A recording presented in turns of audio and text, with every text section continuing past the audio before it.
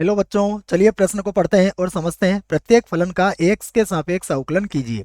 और हमें एक फलन दिया है 2x माइनस 7 का वर्ग और उसके बाद है 3x प्लस 5 की घात 3। प्रश्न को हल करने से पहले हम प्रश्न के लिए मुख्य अवधारणा लिख लेते हैं। तो प्रश्न के लिए मुख्य अवधारणा जिसकी सहायता से हम इस प्रश्न को हल करेंगे। मुख्य अवधारणा में हम अवकलन के कुछ सूत्रों को लिखेंगे, जिसमें पहला सूत्र मैं लिख रहा हूँ डी बटा डी एक्स। देखो यहाँ इसका गुणधर्म होता है, उसको u गुणा v के लिए हम यहाँ पर उपयोग में लेके आएंगे। अर्थात दो फलन अगर दिए गए हैं और इनके गुणनफल का हमें अवकलन करना है तो उसके लिए सूत्र बनता है जो मैं आपके सामने लिख रहा हूँ, u dv बटा dx प्लस v du बटा dx। तो ये सूत्र आप इस प्रश्न के लिए याद रखें। उसके बाद दूसरा, यहाँ पर देखिए हमें एक और सूत्र याद रखना पड़ेगा, d बटा dx x की घातांक n। x की घातांक n का अवकलन होता है n x की घातांक n माइनस 1 के बराबर। और यहाँ पर d बटा डी एक्स यदि अचर हो, अर्थात हमें अचर का अवकलन करना हो, केवल अचर हो, तो इसका अवकलन क्या होता है, 0 होता है। तीसरी बात, हम यहाँ पर श्रृंखला नियम को भी समझेंगे। श्रृंखला नियम में लिख देता हूँ इस बात को, श्रृंखला नियम, इसको हम दो फलन लेके समझेंगे। देखो श्रृंखला नियम में हमें मान लीजिए दो फलन दिए जाते हैं। पहला फलन है y जो f ऑफ u के बराबर है, अर्थात y u पर निर्भर करता है, और u बराबर है g ऑफ x, अर्थात u जो है वो x पर निर्भर करता है। इस स्थिति में जब हमें dy बटा dx निकालना होता है तो ये होता है dy बटा du के बराबर। उसके बाद देखो मैंने dy बटा du किया, अब मैं u का अवकलन कर रहा हूँ तो ये होगा du बटा dx। इसी क्रम को हम आगे भी बढ़ा सकते हैं।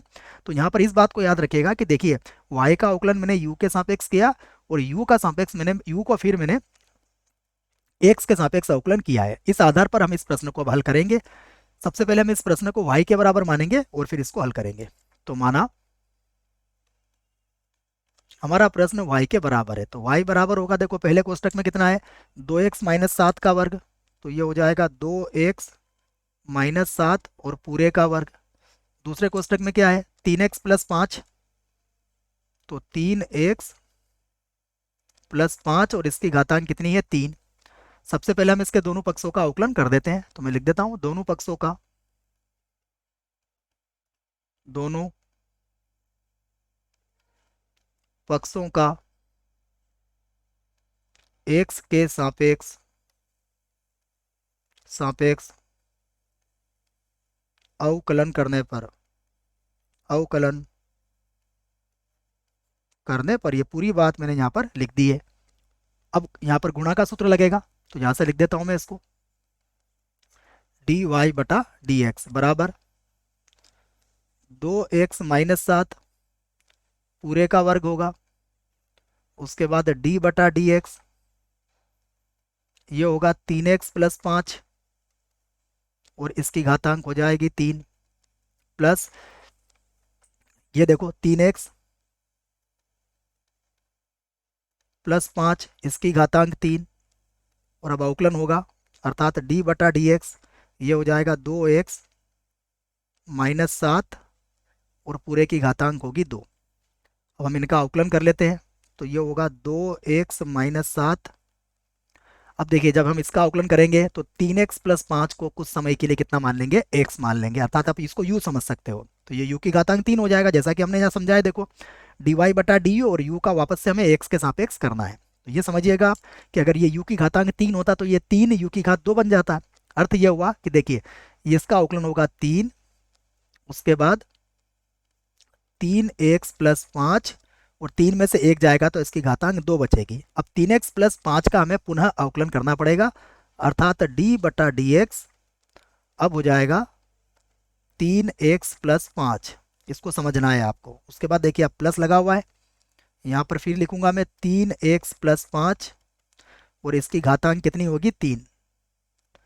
अब हम 2x माइनस 7 की घात 2 का अवकलन करेंगे, तो देखिए 2x माइनस 7 को हम कुछ समय के लिए x मान लेंगे या फिर u समझ सकते हो आप, तो 2 आगे आ जाएगा इसका, तो गुणा में आ जाएगा 2 और यहाँ पर होगा 2x माइनस 7 और 2 में से 1 जाएगा तो घातांक कितनी बचेगी, 1। और अब d बटा डी एक्स हम किसका करेंगे, हम करेंगे 2x-7 का। चलिए लिखते हैं इसको। तो अब देखिए 3 को तो मैं आगे लिख देता हूँ, तो ये होगा 3, उसके बाद 2x-7, उसके बाद होगा 3x+5 और उसका वर्ग हो जाएगा। अब हम यहाँ पर अवकलन करते हैं तो 3x का अवकलन 3 होगा और 5 अचर है तो अचर का अवकलन 0 होगा।